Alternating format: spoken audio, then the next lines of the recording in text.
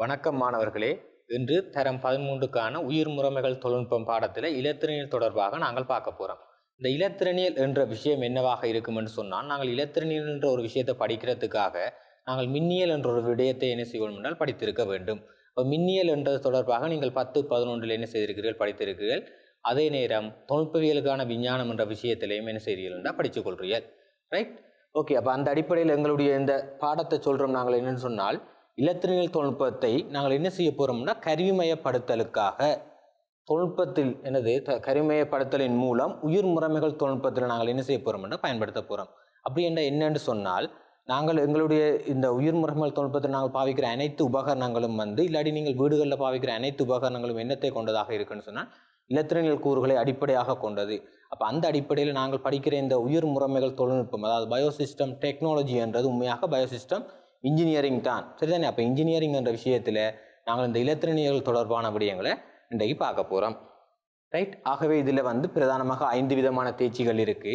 அதில் முதலாவது மின் அளவீடுகள் என்று சொல்லியிருக்கு. அடுத்ததானது என்னவாக இருக்கும்னா, எளிமையான சுற்றுக்களை அமைத்தல். அப்போ இந்த மின் அளவீடுகள் என்றது உங்களுக்கு தெரியும். நீங்கள் சின்ன வகுப்பில் படித்த மின்னோட்டம், மின்னழுத்த வேறுபாடு, தடைகள் தொடர்பான விடயங்களை நாங்கள் அதுக்குள்ளே பார்க்க போகிறோம். அடுத்தது எளிய சுற்றுக்களை அமைத்தல் என்று தரம் 4லேயே ஆரம்பிக்குது. எவ்வாறு நாங்கள் எளிய சுற்றுக்களை அமைத்துக்கொள்ளலாம். ஒரு மின்கலம் ஒன்றும் உங்களுக்கு ஒரு வயர் ஒன்றும் தந்து ஒரு பல்ப் ஒன்றும் தந்தால் அதை எவ்வாறு தொடுத்தல் என்ற ஒரு விஷயம் ஆரம்பிக்கும். அதுக்கு பிறகு வலுக்களை கணித்தல். இப்போ உங்களை வீட்டுக்கு கரண்ட் பில் வர மாதிரி, அப்போ நாங்கள் ஒரு மின்சாரத்தில் ஒரு உபகரணம் ஒன்று ஒர்க் பண்ணுமென்னு சொன்னால் அதனுடைய வலுவை நாங்கள் என்ன செய்ய வேண்டும் என்றால் கணிக்க வேண்டும். அதுக்கு அடுத்ததான விடயம் தான் மிக மிக பிரதானமான ஒன்று. எங்களுடைய உயிர் முறைமைகள் தொழில்நுட்பத்தோடு சேர்ந்து கொண்டு நுண் கட்டுப்படுத்திகளை பயன்படுத்தி நாங்கள் என்ன செய்ய போகிறோம்னா, நாங்கள் நடக்கிற செயற்பாடுகளை கண்ட்ரோல் பண்ண போகிறோம். இது இப்படித்தான் நடக்கணும், இப்படி நடந்தால் இது இப்படி நடக்கணும் என்ற விடயங்களை உருவாக்குறதுக்காக இதுக்குள்ளே தான் நாங்கள் பிரதானமாக ஆர்டினோ போர்ட் என்ற ஒன்று சம்பந்தமாக நாங்கள் படிக்க போகிறோம். அதுக்கு பிறகு தன்னியக்கமாக நடக்கிறது. உதாரணத்துக்கு ஸ்ப்ரிங்க்லர் சிஸ்டம் எப்படி வேலை செய்யுது, ஒவ்வொரு சிஸ்டமும் என்ன மாதிரி வேலை செய்யுதுன்ற தொடர்பாக நாங்கள் பார்க்க போகின்றோம். அந்த அடிப்படையில் எங்களுடைய பாடத்தில் இருக்கிற ஒட்டுமொத்தமான விடயங்கள் தொடர்பாக உங்களுக்கு நான் இதில் சொல்லியிருக்கிறேன். அந்த 5 பிரிவுக்குள்ளேயும் ஒவ்வொன்று விடயங்கள் தொடர்பாகவும் இதில் சொல்லியிருக்கு. நீங்கள் இதை மேலோட்டமாக பார்த்துக்கொள்ளலாம். நாங்கள் என்னென்ன விஷயத்தை படிக்க போகிறோம். இப்போ நாங்கள் இதை ஒவ்வொன்றையும் உங்களுக்கு நாங்கள் பிரதானமாக பார்க்கக்கூடியதாக இருக்கும். ரைட், அந்த அடிப்படையில் நவீன உலகில் பயன்பாட்டில் உள்ள சக்தி வடிவங்கள் என்று சொல்கிறது. சக்தி உடைய வடிவங்களாக என்னென்ன இருக்கும் என்று சொன்னால் உங்களுக்கு தெரியும். சக்தியை ஆக்கவோ அழிக்கவோ முடியாதுன்றதை பற்றி படிச்சிருக்கிறீர்கள். அப்போ அந்த அடிப்படையில் இயக்க சக்தி, அழுத்த சக்தி என்று இருக்குது, வெப்ப சக்தி என்று இருக்குது, அணுசக்தி என்று இருக்கு. அப்போ ஒட்டுமொத்தமாக ஒரு தொகையான சக்தி இருக்குது. அப்போ சூரிய சக்தியிலிருந்து நாங்கள் இப்போ சூரிய கிழங்களை பயன்படுத்தி மின்சாரத்தை உற்பத்தி செய்து கொள்கின்றோம். இப்படிப்பட்ட நிறைய விடயங்களுக்கு நாங்கள் என்ன செய்கிறோம்னா, இப்போ சூரிய சக்தியை நம்பி இருக்கிறோம். என்னது, நாங்கள் ஒரு வாகனம் ஒன்று ஓடுவோம்னா முந்தி எரிபொருளை நம்பித்தான் இருந்தது. இப்போ எரிபொருளினுடைய அளவு என்ன செய்யுது, குறைந்து கொண்டு போகிறதால நாங்கள் பயோடீசல் தயாரிக்க வழிகிட்டோம். அதே நேரத்தில் இந்த சூரிய கிழங்களை நாங்கள் என்ன செய்கிறோம் என்றால் பயன்படுத்தி கொள்கின்றோம். அந்த அடிப்படையில் பார்த்தீங்கன்னா, ஒன்று நீர் மின் நிலையங்கள் அடிப்படையாக வைத்துக்கொண்டு நாங்கள் என்ன செய்யலாம் என்றால் மின் சக்தியை பெற்றுக்கொள்ளலாம். அதே போல் அனல் மின் நிலையம் என்று சொல்லி இருக்குது. அடுத்தது அணு மின் நிலையம் என்று ஒன்று இருக்குது, வாயு மின் நிலையம், டீசல். அடுத்தது என்னது, மிக பிரதானமாக இந்த சூரிய ஒளியையும் காற்று சக்தியையும் நாங்கள் பயன்படுத்தி நாங்கள் என்ன செய்கிறோம் என்றால் மின்னை உற்பத்தி செய்கிறது தற்காலத்தில் பிரபலமடைஞ்சு வருகிறது. ரைட், அதே போல் உங்களோட வீடுகளில் நீங்கள் பாவிக்கிற ஒவ்வொரு எல்லா செயற்பாட்டுக்கும் நாங்கள் என்ன செய்கிறோம் என்றால் மின்சாரத்தை அடிப்படையாக கொண்டு தான் செய்கிறோம். உதாரணத்துக்கு ஃபோனை நாங்கள் சார்ஜ் பண்ணுறதுக்கு மின்சாரம் தேவை. அந்த ஃபோனை பயன்படுத்துறதுக்கு மின்சாரத்தின் ஊடாகத்தான் அந்த சார்ஜான மின்சாரம் பயன்படுறதன் மூலம் தான் என்ன செய்யணும்னா ஃபோன் ஒர்க் பண்ணும். அப்போ உங்களோட வீடுகளில் இருக்கிற அனைத்து உபகரணங்களும் வேலை செய்கிறதுக்கு மின்சாரம் என்று ஒன்று என்ன செய்யுது என்றால் தற்காலத்தில் இன்றியமையாததாக உள்ளது. ரைட், அதே போல் இந்த மின் அளவீடுகளில் நீங்கள் ஏற்கனவே பார்த்த விடயம் தான் ஒன்று மின்னோட்டம், அடுத்த மின் அழுத்த வித்தியாசம், அடுத்தது என்னது தடை என்றது. அப்போ மின்னோட்டத்தை நாங்கள் என்ன சொல்கிறோம் என்றால் I என்று சொல்கிறோம். மின் அழுத்த வேறுபாடு V, அடுத்தது தடை என்றது என்ன சொல்ல போகிறோம் என்றால் R என்று சொல்ல போகிறோம். அப்போ இந்த மின்னோட்டம், மின்னழுத்த வேறுபாடு, தடைகளுக்கு இடையிலான ஒரு தொடர்பை தான் பேணி நீங்கள் ஒரு சமன்பாடு ஒன்று படிச்சிருக்கிறீர்கள். என்னது, V=IR என்ற சமன்பாட்டை படிச்சிருக்கிறேன். ரைட், அப்போ இப்போ நாங்கள் என்ன செய்யணும்னா ஒவ்வொன்றும் தொடர்பாக என்னென்ன மாதிரி என்னென்ன விடயங்கள் இருக்குன்னு சொல்லி பார்க்க போகின்றோம். அந்த அடிப்படையில் இப்போ நீங்கள் இதில் பார்த்து கொண்டிருக்கிற விஷயத்திற்க பார்த்தீங்கன்னு சொன்னால் உங்களுக்கு தெரியும் என்னவாக இருக்கும்னு சொன்னால், இந்த மின்னோட்டம் அப்படி என்று சொல்கிறது, இந்த மின்னோட்டம் I என்றது என்னவாக இருக்குதுன்னா, இங்கே உங்களோட கண்ணூராக நீங்கள் பார்க்கலாம். இங்கே என்ன செய்யுதுன்னு சொன்னால் ஏற்றங்கள் என்ன செய்யுது, ஓடிக்கொண்டிருக்கு. அப்போ இந்த ஏற்றங்கள் ஓடுது என்ற இந்த விடயத்தை அப்போ நாங்கள் இங்கே பார்ப்போம் என்றால் ஏற்றங்கள் என்ன செய்யுதுன்னா இங்கே ஓடிக்கொண்டிருக்கு. அப்போ ஏற்றம் என்றது என்னவாக இருக்கும்னு சொன்னால் இலத்திரன் என்று சொல்லுவோம். அப்போ நீங்கள் சின்ன வகுப்பில் படித்த ஒரு விடயம் ஒன்று இருக்கு. என்னென்னு சொன்னால், ஒரு அணுவென்று சொன்னால் அதில் என்னது கரு நடுவில் வந்து நேரேற்றமும் அதை சுற்றி என்ன செய்யும் என்றால் மறையேற்றங்களும் இருக்கும். அப்படிப்பட்ட இந்த மறையேற்றங்களில் அந்த கவர்ச்சி விசையிலிருந்து ப்ளஸ் என்ன செய்யும், மைனஸை கவரும். இந்த கவர்ச்சி விசையிலிருந்து தூரத்தில் இருக்கிற அந்த இலத்திரன் தான் என்ன செய்யும் என்றால் மின்னோட்டத்துக்கு காரணமாக இருக்கும். அப்போ அதுக்கு நாங்கள் ஒரு பேர் சொல்லுவோம், சுயாதீன இலத்திரன். என்ன பேர்?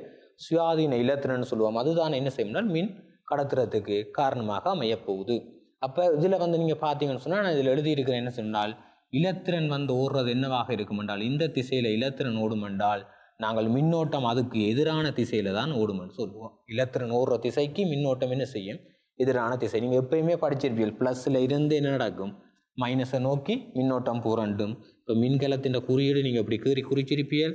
அப்போ இந்த அடிப்படையில் நீங்கள் பார்த்தீங்கன்னு சொன்னால் உங்களுக்கு தெரியும், ப்ளஸில் இருந்து தான் என்ன நடக்கும், மின்னோட்டம் வெளியில் போகிறேன்னு சொல்லி நாங்கள் பார்த்துருக்கோம். அப்போ அந்த அடிப்படையில் வடிவாக ஞாபகம் வச்சுக்கோங்க, இலத்திரன் பாய்ச்சலுக்கு என்னவாக இருக்கும் என்றால் எதிரான திசையில் தான் என்ன ஓடும், மின்னோட்டம் ஓடும். அப்போ இங்கே ஏர் ஓடுறார், ஏற்றங்கள் ஓடுது, ஏர் ஓடுறார். இப்போ இங்கே ஏற்றங்கள் வந்து என்ன செய்யும் என்றால் ஓடிக்கொண்டிருக்கிறதால ஏற்றத்தை நாங்கள் கியூ என்று சொல்லுவோம். அப்போ இந்த கியூவை வந்து நேரத்தால் பிரிக்கிறதான என்னவாக இருக்கும் என்றால் அந்த மின்னோட்டத்துக்கு சமனாக இருக்க போகுது. அதைத்தான் உங்களுக்கு இதில் நான் சமன்பாட்டில் போட்டு காட்டியிருக்கிறேன். அதாவது கியூஓவை என்னவாக இருக்கும் என்றால் டி.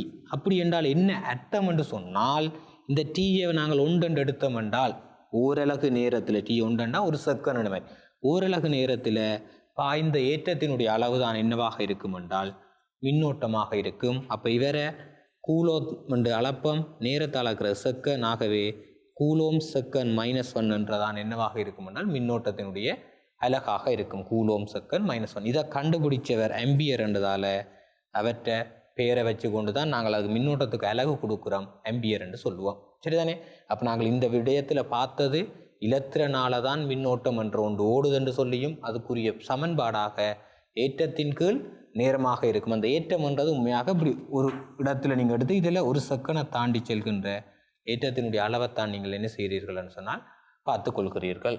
அடுத்த விடயமாக நாங்கள் என்ன சொன்னால் மின்னோட்டத்தை அளக்கிற அலகு வந்து நாங்கள் ஆம்பியர் என்று சொல்லி பார்த்துட்டோம். அப்போ இந்த ஆம்பியர் என்றதனுடைய ஆம்பியர் மானி என்றது உங்களுக்கு இதில் காட்டியிருக்கு. சரிதானே? ஆம்பியர் என்றதை நாங்கள் இதில் என்று குறிச்சிருக்கோம். இதை நீங்கள் ஆய்வுக்கூடங்களில் பார்க்கலாம், ஆம்பியர் மானி. அப்போ இந்த ஆம்பியர் மானியில் வேறு டைப் இருக்குது. எங்களோட மின்னோட்டம் வந்து இந்த ஐ என்றது வந்து உங்களுக்கு நாங்கள் மில்லி ஆம்பியரில் அளக்கலாம், இல்லாட்டிக்கு மைக்ரோ ஆம்பியரில் அளக்கலாம். மில்லி என்று சொன்னால் உங்களுக்கு தெரியும் 10⁻³ வேண்டும். மைக்ரோ என்று சொன்னால் அது 10⁻6 இருக்கும். சரிதானே? அப்போ இப்படிப்பட்ட சிறிய மின்னோட்டங்கள் அளக்கிறதுக்காக எங்கள்கிட்ட என்னவே இருக்கும்னால் மில்லி ஆம்பியர் மானி, மைக்ரோ ஆம்பியர் மானி என்று இருக்குது. அதே நேரம் இந்த ஆம்பியர் மானியை நாங்கள் சுற்றில் எப்போதும் ஆம்பியர் மானியை சுற்றில் எப்போதும் என்னென்னு தொடுக்கணும்னு சொன்னால் தொடராகத்தான் தொடுக்கணும்.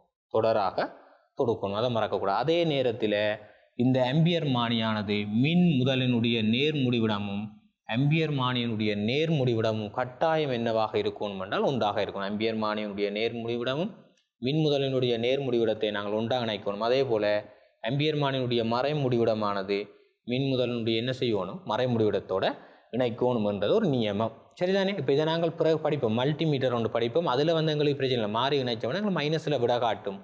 ஆனால் இந்த அனலாக் ஆம்பியர் மீட்டர் என்ன செய்யாதுன்னு சொன்னால் அவ்வாறு காட்டாது. அதுக்காகத்தான் அந்த பிரச்சனை இருக்குது. ஆகவே நேர் முடிவிடத்தை வந்து மின் முதலின்ற நேரோட இணைக்கணும். அதே நேரம் தொடராக இணைக்க வேண்டும்.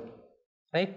அதுக்கு அடுத்த விடயமாக நாங்கள் அப்போ 3 விஷயம் பார்க்கணும். ஒன்று மின்னோட்டம் பார்த்துட்டோம். அடுத்தது என்னவாக இருக்குன்னால் மின் அழுத்த வித்தியாசம்ன்றது நாங்கள் அதை அளக்கிறதுக்கு யாரை பார்க்க போகிறோம், வோல்ட் மானி. அப்போ மின் அழுத்தம் என்று ஒரு சொல் இருக்குது, மின் அழுத்த வித்தியாசம் என்று இருக்கு. அப்போ மின் அழுத்த வித்தியாசம் என்று சொன்னால் என்னவாக இருக்கும் என்று சொன்னால், சரிதானே, இப்படி ஒரு மின் பாயிர கடத்தி ஒன்று இருக்கும் என்று சொன்னால் இந்த மின் பாயிர கடத்திக்குள்ள இதுக்கால மின்னோட்டம் ஓடுது என்று சொன்னால் இந்த முனைகளில் இருக்கிற இதில் இருக்கிற அழுத்தம் V1 என்றும் இவ்விடத்தில் இருக்கிற அழுத்தம் V2 என்றால் V1 மைனஸ் அந்த V2 என்றதான் என்னவாக இருக்கும் என்று சொன்னால் மின்னழுத்த வேறுபாட்டுக்கு உரியதாக இருக்கும். சரிதானே? அப்போ மின்னழுத்த வேறுபாட்டை அளக்கிற அலகு கூட என்னவாக இருக்கும் என்றால் வோல்ட்டாகத்தான் இருக்கும். இது மிகப்பெரிய பெருமானம். இப்போ ஆம்பியர் என்றது மில்லி மைக்ரோன்னு சின்ன நான் சொல்கிற மாதிரி இந்த மின்னழுத்த வேறுபாடுகள் பெரிய பெருமானத்தில் இருக்கும். அதாவது கிலோவில் அளப்போம். கிலோன்றதுக்கு ஸ்மால் கே. அதே போல் மெகா வோல்ட்னு படிப்பீர்கள். சரிதானே? கிலோ வோல்ட் இல்லாட்டிக்கு என்ன செய்வீர்கள், மெகா வோல்ட்டில் தான் நாங்கள் என்ன செய்வோம்னா இந்த மின் அழுத்த வேறுபாடுகளை அளந்து கொள்ளலாம். நீங்கள் உங்களோட வீடுகளில் இருக்கிற உபகரணங்களை பார்த்தீங்கன்னாலும் தெரியும். எங்களுடைய சாதாரணமாக எங்களுடைய இலங்கையினுடைய மின் அழுத்த வேறுபாடு எவ்வளவாக இருக்கும்னால் 230 எங்களோட வீடுகளுக்குரியதாக இருக்குது. சரிதானே? அப்போ 230 இப்போ உதாரணத்துக்கு டிரான்ஸ்ஃபார்மர் ஒவ்வொரு இடங்கள்லையும் இருக்கும். ஒரு இடத்துலேருந்து இன்னொரு இடத்துக்கு விரைக்க வந்து 11 கிலோ வோல்ட்டில் வந்து தான் பிறகு அங்கால என்ன செய்ய மாட்டார், அது உடைஞ்சு 22 அப்படி எல்லாம் வேறு வேறு பெருமானங்களில் இருக்குது. சரிதானே? அப்போ நாங்கள் இதில் பார்க்க வேண்டிய விஷயம் மின்னழுத்த வேறுபாடு என்றால் என்ன, அதை அளக்கிறதுக்காக வோல்ட் மானி இருக்குது. இந்த வோல்ட் மானி என்ன செய்யணும் என்றால் சமாந்தரமாக இணைக்கணும். வோல்ட் மானியை நாங்கள் எப்படி இணைப்போம், சமாந்தரமாக இணைக்கணும். ஆம்பியர் மானி தொடராக இணைக்கிற போல வோல்ட் மானி சமாந்தரமாக இணைக்க வேண்டும்.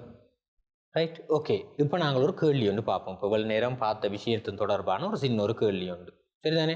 இப்போ சின்ன பிள்ளையிலேருந்து யோசிக்க வேண்டாம். கேறிட்ட இடம் நிரப்புதல் போல ஒரு வினாதான். அது இந்த முறை 2020ஆம் ஆண்டு நடைபெற்ற பரீட்சையில் கேட்கப்பட்ட அதே கேள்விதான். சரிதானே? பாருங்க, இதில் என்னது, இந்த கேள்வியில் வந்து இடைவெளியை நிரப்ப சொல்லி உங்கள்கிட்ட கேட்டிருக்கு. உங்களுக்கு அங்கே மேலே கூற்றுக்கள் தந்திருக்கணும், ஒவ்வொரு சொற்கள் தந்திருக்கணும். முதல்ல வந்து கேட்டிருக்கு மின்னேற்றம் டேஸ் கொண்டதாகும் என்று கேட்டிருக்கு. மின் ஏற்றம் என்றது என்னத்தை கொண்டது என்று கேட்டிருக்கு. 1 வோல்ட் அளவு. மின்னேற்றம் என்றது என்னவாக இருக்கும்னா அந்த கியூ எவ்வளவு ஏற்றம் இருக்குன்னு சொல்லி பார்க்கறது. அப்போ அதோட தொடர்புப்பட்டது என்னன்னு சொல்லி. அடுத்தது ஓரலகு ஏற்றத்தின் சக்தி. அப்போ ஓரலகு ஏற்றத்தினுடைய சக்தியை என்னென்று சொல்கிறன்ற ஒரு கேள்வி. அடுத்தது பிரகாச என்று சொல்லியிருக்கு. பிரகாச செறிவை அளக்கிறதுக்காக நாங்கள் செறிவை அளக்கிறதுக்கு ஒரு பவர் வெளிச்சத்தை அளக்கிறதுக்கு நாங்கள் பாவிக்கிற இது யாருன்னு இதில் கேட்டு இருக்கு. அப்போ இதில் வந்து இருமுனைவன் இருக்குது, தடையன் இருக்குது, தனி முனைவன் இருக்குது, அங்கால என்ன இருக்குது, வோல்ட் அளவண்டி இருக்குது, இங்கால கேண்டலா ஆண்டு இருக்குது. அப்போ கேண்டலான்ற சொல்லி ஏதோ ஒரு அலகை குறிக்கிறது போல இருக்குது. ஆகவே நாங்கள் என்ன சொல்லலாம் என்றால் இந்த ஒளிச்செறிவு நாங்கள் பிரகாசத்தினுடைய அளவை அளக்கிறதுக்காக நாங்கள் யாரை பாவிக்கலாம் என்றால் கேண்டலாவை பாவிக்கலாம். அதே போல் இந்த ஏற்றம் வந்து உங்களுக்கு தெரியும், நாங்கள் படிச்சிருக்கிறீர்கள்.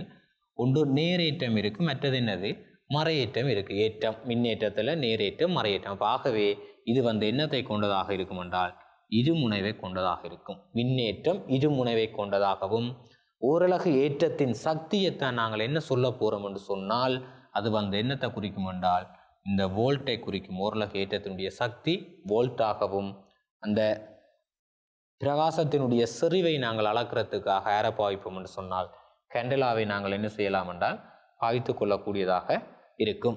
சரிதானே? அப்போ உங்களுக்கு இதில் மிக தெளிவாக காட்டப்பட்டிருக்கிறது. ரைட், அடுத்த விஷயம் நாங்கள் யாரை பார்க்க போகிறோம் என்றால் தடை அப்படி என்றது. இப்போ தடை என்றால் தடங்களாக இருக்கிறது தான் தடை.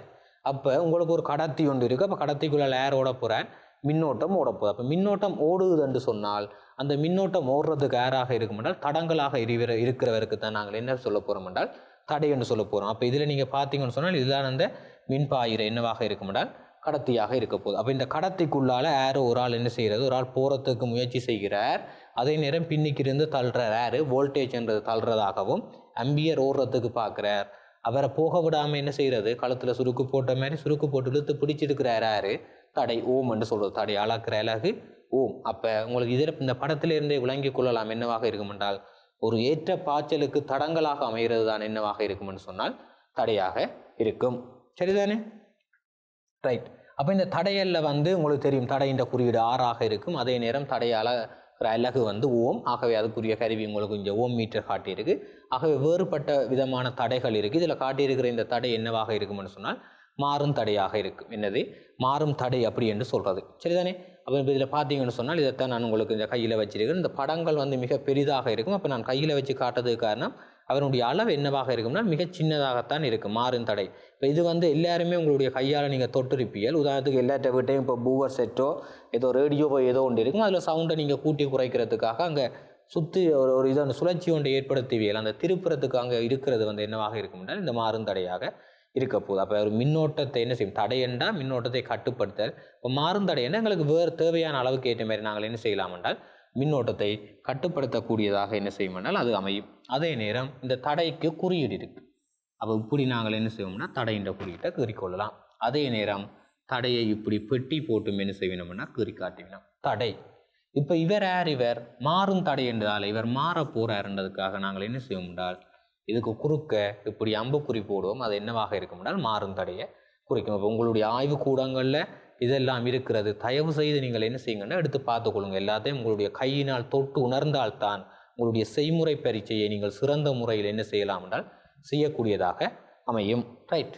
அதே போல் இந்த தடைக்காக இது நாங்கள் தொழில்நுட்பவியலுக்கான விஞ்ஞானத்தில் இருக்குது. R = ρ L A என்ற சமன்பாடு. அதாவது எல் என்றது வந்து தடை நீளம் கூட கூட கூட தடை கூடும். அதே நேரம் பெரிதாக இருந்தால் ஒரு குறுக்குவெட்டு பேரப்ப நாங்கள் கூட்டிகிட்டோம் என்றால் அங்கே என்ன செய்யும் என்றால் தடை குறையும் என்று சொல்லியும் அந்த ரோ என்றது என்னவாக இருக்கும்னால் பதார்த்தத்தினுடைய தன்மையில தங்கி இருக்கும்னு சொல்லி இங்கே வேறுபட்ட தடைகள் உங்களுக்கு இதில் காட்டியிருக்கு. சரிதான், இதில் உங்களுக்கு நிலையான தடை காட்டியிருக்கு, அதில் ஒரு பிரச்சனையும் இல்லை. அதே போல் இது வந்து உங்களுக்கு காட்டியிருக்கிறது என்ன, ஒளி உணர் தடை என்று சொல்கிறது. அதாவது ஒளியை உணரப்போது. அப்போ தடைன்ற குறியீடு பிரச்சனை இல்லை, சொல்லில் நாங்கள் சொல்கிறோம் ஒளி உணர் என்று சொல்கிறோம். ஆக ஒளியை உணர போகிறதால இங்கே உணர்றாருன்னு இப்படி நம்ம குறிய போகிறோம். அவ்வளோதான். குறியீட்டில் எந்த விதமான இதை பாடமாக்கணும், நாங்கள் இதை எப்படி ஞாபகம் வச்சிருக்கிறேன் இந்த சந்தேகத்துக்கு போனால் தமிழ் வசனத்தை அப்படியே ஞாபகத்துக்கு உள்ளே எடுத்தீங்கன்னு சொல்லலாம். ஒளி உணர்ன்றதால இந்த ஒளி உணர்றதுக்காக நாங்கள் பாவிக்கிறது என்ன பார்க்கணும், எல்டிஆர்னு சொல்லி இது ஒரு உணரியாக தொழில்படும், சென்சராக தொழில்படும். தடை வந்து என்னவாக இருக்கும்டா, இந்த ஒளி உணர் தடை சென்சராக தொழில்படக்கூடியதாக இருக்கும். சரிதானே? இப்போ இந்த பாருங்கள், இதில் கையில் இருக்குது, மிக மிக சரியான ஒரு என்னவாக இருக்கும் என்றால் சிறியதாக இருக்க போகுது. சரிதானே? ரைட். அடுத்த விஷயத்தை நாங்கள் பார்ப்போம். அதே போல் இந்த மாறும் தடையின் படமும் உங்களுக்கு நான் என்ன செய்திருக்கிறேன்னா காட்டியிருக்கிறேன். சரியா? அதுக்கு பிறகு இந்த தடையினுடைய கலர் கோட், அதாவது நிறப்பரிபாடு என்று சொல்கிறது, இந்த கலர் கோட்டை வச்சுக்கொண்டு நாங்கள் தடையினுடைய பெருமானத்தை நாங்கள் என்ன செய்யலாம் என்றால் துணியக்கூடியதாக இருக்கும். அப்போ இதில் நீங்கள் பெரிதாக கொண்டும் யோசிக்க வேண்டாம். உங்களுக்கு 4 கலர் கோட் தான் இருக்குது, 3 இருக்குது. இன்ஜினியரிங் டெக்னாலஜி படிக்கிற பிள்ளைகளுக்கு நாங்கள் என்ன செய்வோம்னா 5 கலர் கோட் இருக்குது. சரிதானே? அப்போ அந்த அடிப்படையில் இந்த கலர் கோட்டை நாங்கள் என்ன செய்ய போகின்றோம், எப்படி நாங்கள் இந்த கலர் கோட்டை வச்சுக்கொண்டு நாங்கள் என்ன செய்கிறேன்னு சொன்னால் அந்த தடையினுடைய பெருமானம் காண்றேன்னு சொன்னால் இதுக்காக இந்த கலருக்கான ஒரு அட்டவணை ஒன்று இருக்குது எங்கள்கிட்ட. சரிதானே? அதை நான் காட்டுறேன். அதுக்கு முதல்ல இந்த இதில் இருக்கிற முதலாவது தடை ஏ என்று சொல்லி, அடுத்ததுக்குரியது பி, அடுத்தது என்ன சொல்கிறேன் சி என்னும். அதுக்கு பிறகு அங்கால வந்து எங்களுக்கு என்ன பொண்ணு அல்லது வெள்ளியில் ஒரு இன்னொரு கலர் கோட் ஒன்றும் இருக்குது. சரி, இல்லாடி சிவப்பும் இருக்கலாம், அது பிரச்சனை இல்லை. அப்போ இந்த முதல் 3 கலர் கோட்டையும் வச்சு கொண்டு தான் பார்க்குறது. ஆகவே அந்த அடிப்படையில் அந்த கலர் கோட்டின் படி முதலாவதாக இருக்கிறது அந்த ஏ என்றது, அதாவது இதனுடைய தடை ஆர் என்றது ஏ என்று எழுதுங்கோ. அந்த ஏ கலர் கோட்டுக்கு 1, 2, 3 பெருமானம் 9 வரைக்கும் தான் இருக்குது. அப்போ அந்த 9 வரைக்கும் பார்க்குறது. அதுக்கு பிறகு பி என்றால் அந்த பிஏ பக்கத்தில் எழுதுறது. சரி, உதாரணத்துக்கு இவருக்கு 5 இவருக்கு 3 வச்சா இங்கே நீங்கள் எழுத வேண்டியது 5, 3 தான், கூட எழுத வேண்டாம். 5, 3 பெருக்கி எல்லாம் எழுதுறதில்ல, பக்கத்தில் எழுதுற. அதுக்கு பிறகு தர போட்டு 10 போடுங்க, தர 10. அந்த சி என்றவர் என்ன செய்வார், இவருடைய அடுக்காக வருவார். அப்போ இங்கேயும் என்ன செய்யணும், தர 10. இங்கே சி என்றதுக்கு பதிலாக நான் 2 என்று சொல்கிறேன். அப்படி என்றால் நீங்கள் இங்கே என்ன எழுதுவீங்க, 2 என்று எழுதுவீங்க. அதுக்கு பிறகு இதை சுருக்கி அப்படியே தடையில் கொடுத்தீங்கன்னு சொன்னால் சரி. அப்போ 553 2 சைவரும் சேரும். ஆகவே 53 தர 10 வர்க்கம் என்றது 100. ஆகவே இது என்னவாக இருக்கும் என்றால் 5300 ஓமாக இருக்கும். இது என்னவாக இருக்கும் என்றால் 5300 ஓமாக இருக்க போகுது. அப்போ இது மிக இலகுவாக கண்டுபிடிக்கலாம், ஒன்றும் யோசிக்க தேவையில்லை. முதலாவது இருக்கிறவர், அடுத்ததாக இருக்கிறவர் பக்கத்தில் எழுதுறது, நம்பர் எழுதுறது, கலர் என்னன்னு தெரிஞ்சால் நம்பர் எழுதலாம். அதுக்கு பிறகு 3வது எழுதுக தர போடணும். பிறகு 10னுடைய 3 எத்தனையாம் அடுக்கில் இருக்கோ அதை நாங்கள் என்ன செய்வோம் என்றால் பாய்த்து கொள்ளக்கூடியதாக இருக்கும். சரிதானே? ரைட். அப்போ இதைத்தான் உங்களுக்கு நான் காட்டிக்கிறேன். இந்த கலர் கோட் உங்களுக்கு காட்டிக்கிறேன். ஒவ்வொரு கலரும் என்னென்னத்தை குறிக்கும் என்று சொல்லி. உதாரணத்துக்கு கருப்பு என்பது என்னவாக இருக்கும்னால் பூச்சியத்தை குறிக்கும், ப்ரௌன் என்பது என்னவாக இருக்கும்னா ஒன்றை குறிக்கும். அப்போ இதை தொடர்பாக நீங்கள் பூரண விளக்கம் உங்கள்கிட்ட இருக்குது. சின்ன வகுப்புலேயே இது ஆரம்பிக்குது. கிட்டத்தட்ட இப்போ வந்து 7ஆம் ஆண்டு பிள்ளை இந்த புத்தகத்தில் இந்த நிற கலர் கோட்டை வச்சு பாவிக்கிற வினாக்கள் எல்லாம் இருக்குது. அப்போ நீங்கள் அங்கே எடுத்து பார்த்தீங்கன்னா இன்னும் தெளிவாக உங்களுக்கு இருக்கும்.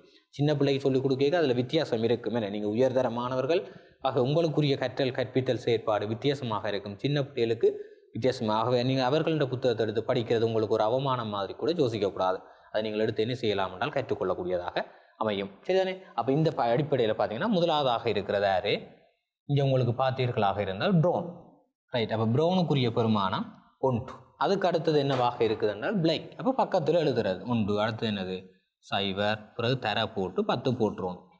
அதுக்கு பிறகு அடுத்த வேற அடுக்கில் எழுத போகிறோம். ஆகவே இங்கே பச்சை இருக்குது. ஆகவே பச்சைக்குரிய பெருமானம் என்னவாக இருக்கும் என்றால் 5. அப்போ 5 இவ்வளவு தான் வேலை. இதுக்கு பிறகு அடுத்த கலரை வச்சு கொண்டு பெர்சன்டேஜ் காண்றது அதான் பிறகு முதல்ல இது விளங்கி கொண்டீர்களாக இருந்தால் அடுத்த விடையும் மிக இலவாக செய்யலாம். அப்போ இதே தான் இங்கே உங்களுக்கு எழுதி காட்டியிருக்கு. இங்கே எம் என்று சொன்னால் உங்களுக்கு தெரியணும் மெகா ஓம்னு சொல்கிறது. 10னுடைய ஆரத்தான் நாங்கள் மெகா என்று சொல்லுவோம். 10ன் ஆறுன்றது மெகா. அதே போல் தான் இங்கே பாருங்கள் நீளம்ன்றது 6. சரி, அடுத்தது என்னவாக இருக்குதுன்னு சாம்பல்னு சொல்லியிருக்கு, அது வந்து 8ஆக இருக்குது.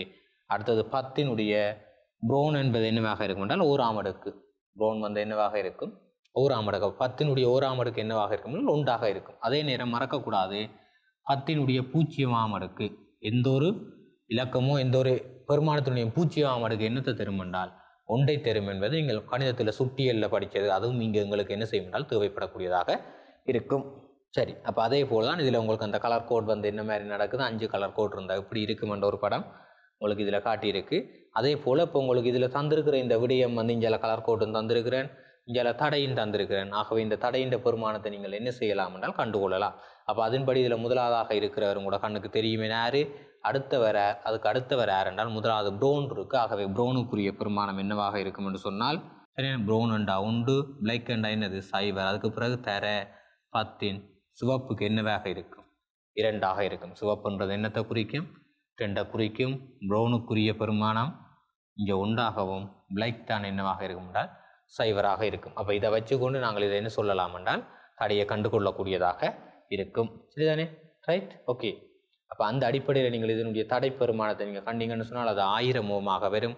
அந்த பெருமான வீச்சை பார்க்குறது இங்கே உங்களுக்கு அந்தால தந்திருக்கிறேன் நான். கோல்டு என்று சொன்னால் 5 வீதமும், சில்வர் என்றால் 10 வீதம். ஆகவே இது தொடர்பான கணிப்புகளை நீங்கள் ஏற்கனவே படிச்சிருக்கிறதால உங்களுக்கு இது செய்வது மிக இலகுவாக அமையும். சரிதானே? அதே போல் உங்களுடைய கணிப்புகளை நீங்கள் மேற்கொள்வதற்காக இதில் சில படங்கள் நான் உங்களுக்கு தந்திருக்கிறேன். ஆகவே நீங்கள் இதை எடுத்துக்கொண்டு என்ன செய்யலாம்னு சொன்னால் இந்த பயிற்சிகளை செய்து கொள்ளலாம். Right, okay. அடுத்த விடயமாக நாங்கள் பார்க்க போகிற விஷயம் என்னவாக இருக்கும்னு சொன்னால் பல்மானி, அதாவது மல்டிமீட்டர் என்று சொல்கிறது. இந்த பல்மானியில் வந்து 2 விதமான பல்மானிகள் இருக்குது. நாங்கள் அளவீடு எடுக்கிறதுக்காக ஒன்று வந்து என்னவாக இருக்கும்னா அனலாக் என்று சொல்கிறது. சரிதானே?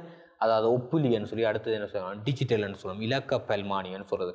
பொதுவாக நாங்கள் தற்காலத்தில் வந்து இந்த இலக்க பல்மானியத்தான் நாங்கள் என்ன செய்கிறோம் என்றால் அதிக அளவில் நாங்கள் என்ன செய்கிறோம் என்றால் பாவிச்சுக் கொள்கிறோம். சரிதானே? அப்போ இதுதான் உங்களுடைய அந்த இலக்க பல்மானியினுடைய படமாக இருக்குது. சரிதானே? அப்போ நாங்கள் இதில் வந்து ஒன் பண்ணி போட்டு இதில் எப்படி ரீடிங் எடுக்கிற என்ன தொடர்பான விடயங்களை நாங்கள் பார்ப்போம். இப்போ உங்களுக்கு காட்டுகிறேன் இலக்க பல்மானி என்று சொல்லி டிஜிட்டல். இப்போ வந்து நீங்கள் பாவிக்கிற உங்களுடைய மணிக்கூடு, முந்தி நீங்கள் பாவித்த மணிக்கூடு அனலாக். அப்படி என்றால் என்ன வித்தியாசம்னு சொன்னால் 2க்கும் இடையில், சரிதானே?